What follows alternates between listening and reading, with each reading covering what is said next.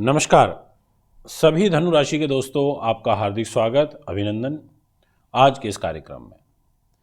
धनु राशि को पूर्ण रूप से आज की ये वीडियो समर्पित है। जनवरी 2025 की आपको बहुत बहुत बधाई, शुभकामनाएं। वर्ष 2025 आपके लिए बहुत अच्छा और उन्नतिवर्धक रहे।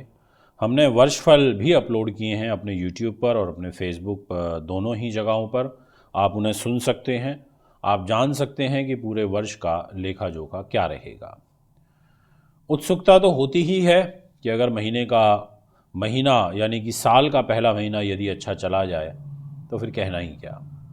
और मैं जो देख पा रहा हूँ अभी पूरे महीने भर की ग्रह स्थिति, उसके अनुसार तो मैं ये कह सकता हूँ कि एवरेज रहेगा आपका ये जो रहने वाला है महीना, क्योंकि जुपिटर तो छठे भाव में बैठे हुए हैं, ज़्यादा अच्छी स्थिति में नहीं है जुपिटर।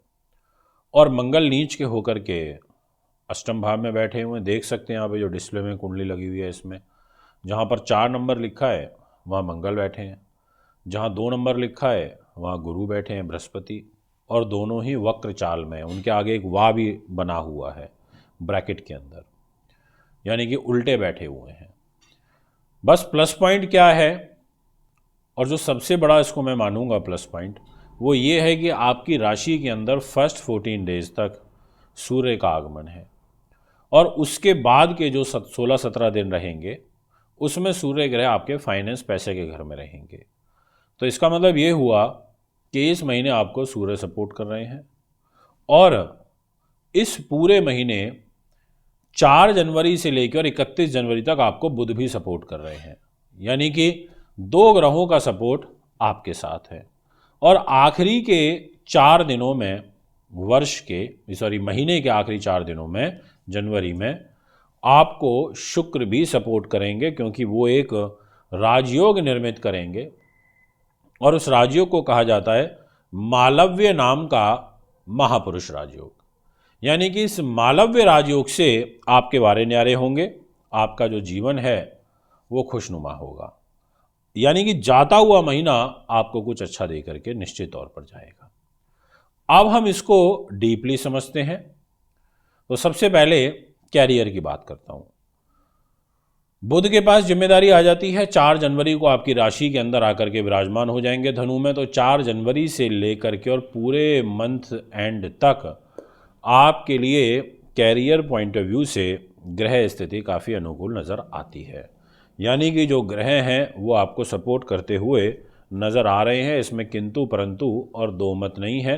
ये मैं अपनी इस वीडियो के माध्यम से आपको कहना चाहूँगा। बात करते हैं आपसे कि कौन कौन से विशेष रूप से जो क्षेत्र होते हैं उनमें आपको लाभ मिल सकता है। तो आप यहाँ पर मैं ये कहूँगा कि एक तो जो कंसल्टेशन से जुड़े हुए हैं, या जो लोग आईटी की फील्ड से जुड़े हुए हैं, या फिर जो लोग पुस्तक विक्रेता हैं, लेखन अध्यापन का प्रकाशन का काम करते हैं, या जो लोग वकालत में हैं, जुडिशरी के अंदर हैं, उन सब लोगों को काफ़ी अच्छा लाभ यहाँ पर मिलेगा। या जो लोग केवल और केवल अपनी वाणी के बलबूते पर चलते हैं उनको लाभ प्राप्त होगा कैरियर में। जो लोग गायन का, खाद्य पदार्थों का काम करते हैं उनके लिए अच्छा रहेगा। और विशेष रूप से जो लोग अपने चाचा के साथ मिलकर काम करते हैं उनके लिए अच्छा रहेगा। जो शिल्प कला का काम करते हैं, या फिर त्वचा यानी कि जितने भी स्किन के डॉक्टर हैं उससे रिलेटेड आप काम कर रहे हैं तो वो आपके लिए अच्छा रहेगा। ऐसी तमाम चीज़ों से आपको एडवांटेज कैरियर में आ सकता है 4 जनवरी से लेकर के पूरे मंथ एंड तक। बात करूंगा आपके मान सम्मान की। इस घर में सूर्य विराजमान है तो ये व्यक्तित्व भी आपका अच्छा रहेगा, मान सम्मान भी अच्छा रहेगा। और मान सम्मान अच्छा रहने का दूसरा एक और कारण है कि सूर्य बुध का बुधादित्य राजयोग आपकी कुंडली में बनेगा। ये राजयोग भी काफ़ी अच्छा होता है। इस राजयोग में जातक काफ़ी उन्नति करता है। तो 2 फैक्टर जो हैं वो आपके लिए विशेष सपोर्टिव हो गए। अब बात करते हैं आपके फाइनेंस की, पैसे की। अब पैसे की जो जिम्मेदारी है वो शनि के पास है। शनि ने कहा कि देखो भैया, मेरे पास है धन और मैं धन आपको दे सकता हूँ, इसके अलावा मेरे पास और कुछ नहीं है। और इस धन के घर में 24 जनवरी को बुध ग्रह आ जाएंगे और इसी धन के घर में 14 जनवरी को सूर्य आ जाएंगे और 24 जनवरी को आ जाएंगे बुध ग्रह। यानी कि आपके लिए सूर्य मकर संक्रांति उत्तरायण में, यानी कि अब 6 महीने के लिए उत्तरायण में सूर्य रहेगा 14 तारीख से जनवरी में, जब वो लोहड़ी का पर्व मनाया जाता है तो सूर्य का अपना जो पक्ष है वो चेंज हो जाता है। तो जो सूर्य संक्रांति इस बार होगी, मकर की सूर्य संक्रांति होगी वो, और उसको उत्तरायण की सूर्य संक्रांति कहा जाएगा। दोस्तों अब विषय यहाँ पर यह आता है कि फाइनेंशियली आपको किस तरफ से ज़्यादा पैसा आ सकता है। तो आपको 2 फील्ड से विशेष रूप से पैसा आएगा। एक तो शनि से संबंधित फील्ड से आएगा, यानी कि जो लोग सेवा भाव करते हैं, एनजीओज वगैरह चलाते हैं, या जो लोग अधीनस्थ कर्मचारी वर्ग से ताल्लुकात रखते हैं, मजदूर वर्ग से ताल्लुकात रखते हैं, जो लोग दालों का काम करते हैं, या सट्टे बाज़ार से संबंधित जुड़ा हुआ कोई काम करते हैं, या फिर आप विशेष रूप से सुगंधित पदार्थ का काम करते हैं, या आप कोई शेयर मार्केट से रिलेटेड काम करते हैं, ऐसे लोगों को एक तो लाभ होगा। और दूसरा, जो लोग सूर्य से संबंधित कार्यों में हैं, क्योंकि भाग्य का स्वामी सूर्य है, यानी कि चिकित्सक हैं आप, डॉक्टर हैं, बड़े व्यापारी हैं, बड़े सुनहार हैं, आप बहुत बड़े, आपकी सामाजिक प्रतिष्ठा है व्यक्तित्व के दृष्टिकोण से, ऐसे जो प्रशासन से जुड़े बड़े लोग हैं, इनको भी अच्छा खासा एडवांटेज यहाँ पर प्राप्त होता हुआ कुंडली के अनुरूप दिखाई पड़ रहा है। बात करना चाहूँगा आपसे हेल्थ की। हेल्थ के दृष्टिकोण से तो यही कह सकता हूँ कि पहले जो 28 दिन रहेंगे उसमें आपको स्वास्थ्य का विशेषतः ध्यान रखना होगा, क्योंकि केतु की दृष्टि तो हेल्थ के घर में है ही। देख सकते हैं आप, केतु बैठे हैं 6 नंबर में, तो वहाँ से 9वीं दृष्टि उनके गुरु के ऊपर आ रही है, यानी कि 2 नंबर राशि पर आ रही है, और खुद गुरु रोग स्थान में बैठे हैं। तो इस वजह से आपको यहाँ ध्यान रखना होगा।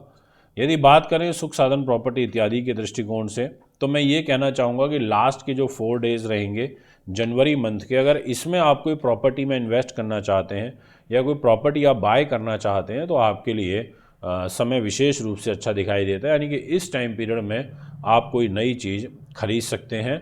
लग्जरी आइटम आप अगर कोई लेना चाहो तो ले सकते हो।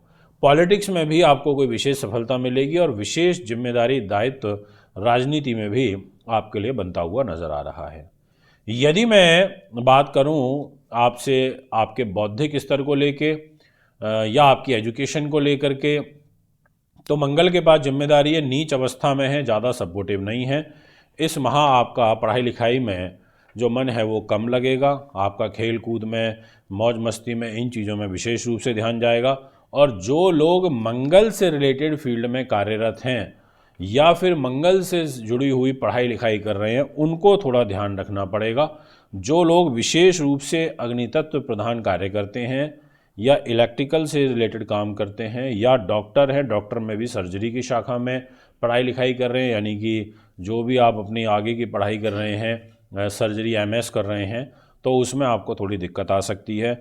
अगर आप सेनापति हैं, आप सेना में हैं, आपका शस्त्र बनाने का काम है, तो आपको यहाँ पर ध्यान रखना होगा। इसके अलावा आप भारत सरकार के विद्युत विभाग में हैं, या आपके ऊपर कोई फौजदारी मुकदमे चल रहे हैं, या आप गेहूं का काम करते हैं, तांबे की धातु का काम करते हैं, आप स्पोर्ट्स के अंदर हैं, तो आपको यहाँ पर थोड़ा विशेष रूप से ध्यान रखना पड़ेगा, क्योंकि मंगल आपके नीच के हैं। ये मैं आपसे कहना चाहूँगा।